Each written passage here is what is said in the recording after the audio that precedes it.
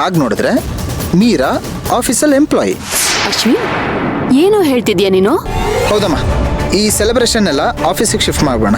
ಅಶ್ವಿನ್, ಅದ್ ಹೇಗೋ ಆಗುತ್ತೆ. ಅರ್ಜುನ್ಗೆ ಅದೆಲ್ಲ ಇಷ್ಟ ಆಗಲ್ಲ. ಓಕೆ, ಇವಾಗ ಮೀರಾ ಅರ್ಜುನನ ಆಫೀಸಲ್ಲಿ ಸ್ಟಾಫ್. ಅಣ್ಣಂಗೆ ಒಂದು ಅಭ್ಯಾಸ ಇದೆ. ಅವನ ಆಫೀಸಲ್ಲಿ ಯಾರದೇ ಬರ್ತ್ಡೇ ಸೆಲೆಬ್ರೇಷನ್ ಇದ್ರು ಅವನೇ ಕೇಕ್ ತರಿಸಿ ಕಟ್ ಮಾಡಿಸ್ತಾನೆ.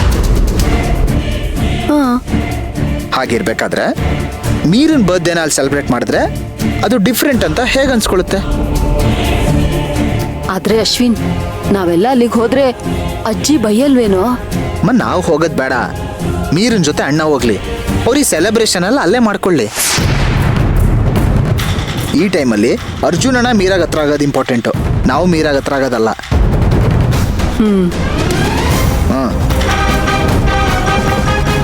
ಕರೆಕ್ಟ್ ಕಣೋ, ನೀನ್ ಹೇಳೋದು ಸರಿಯಾಗಿದೆ.